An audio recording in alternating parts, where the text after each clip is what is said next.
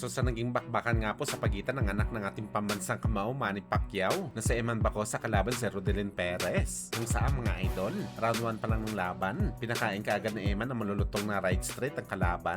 May gusto kaagad nito tapusin ang bakbakan. Pero pagdating sa round 2 mga idol, bagsak si Eman. Sinundan pa ito mga idol pagdating ng round 3. Bumagsak ulit ang batang Pacquiao. Pagdating naman sa round 5 mga idol, bumagsak ulit si Eman pero napuruhan ito si Perez. At pagdating sa last quarter ng laban mga idol, hindi nagawang manakaut ni Eman itong si Perez. Kaya matik talaga mga idol, panalo ito sa bakbakan via majority decision at siya na ngayon mga idol ang PBF lightweight champion ng Pilipinas. At sa naging laban na to ng Eman Pacquiao mga idol, sigurado madidismaya dito ang kanyang ama na si Pacman at isasabak ulit ito sa matinding training para improve ang kanyang galawan sa bakbakan.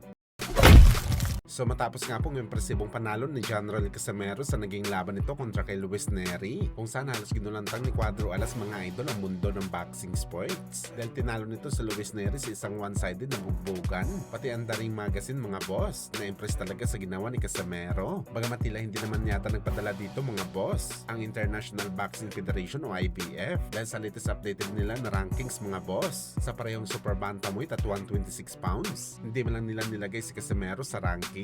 Lalo na sa featherweight division mga idol, kung saan nakapwesto sa Luis Nery sa pangwalong spot sa IBF.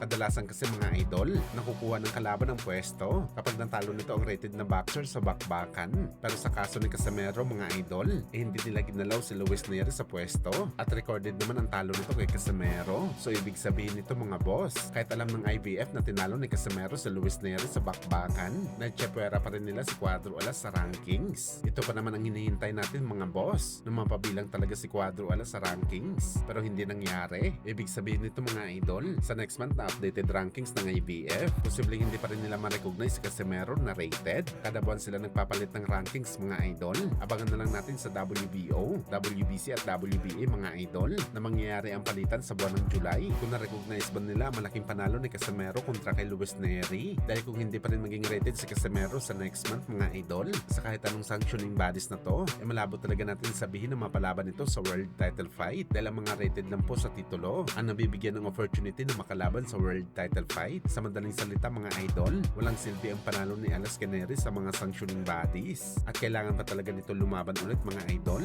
para magpa-impress kagaya sa ginawa nito sa laban niya kay Luis Nery hanggang sa mapansin ito at maging rated sa titulo.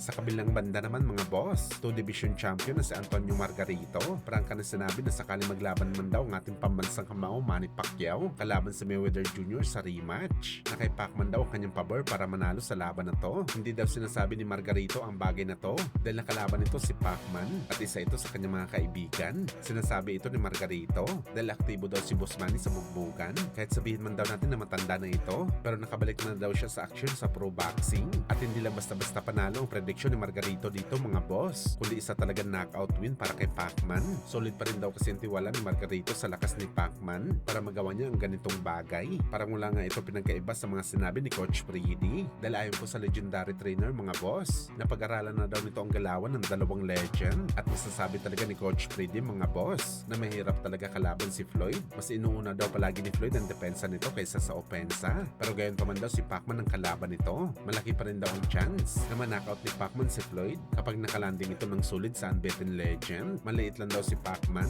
pero hindi daw biro ang lakas nito sa bakbakan. Matibay daw sumalo ng suntok si Floyd dati pero hindi daw natin alam sa ngayon mga boss dahil malapit na ito mag 50 anyos.